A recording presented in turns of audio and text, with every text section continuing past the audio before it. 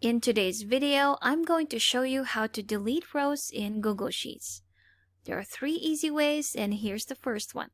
Select the rows that you want to delete. Go to Edit in the menu bar. Click on Delete, and you'll see the rows that we've just selected. Click on that, and you've deleted rows 1 to 10. Let's go to the next method. Again, select the rows that you want to delete. Right-click on those, and you'll see here delete rows 1 to 10. Click on that, and you've just deleted the selected rows.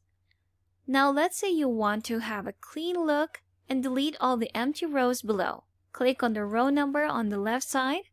Go to your keyboard and press the keys Ctrl, Shift, and down. Now you've just selected all the rows below. Right-click on those, and you'll see here delete rows 7 to 980. Click on that, and that's how to delete rows in Google Sheets. Thanks for watching. If you found this video helpful, don't forget to leave a like and subscribe for more helpful videos.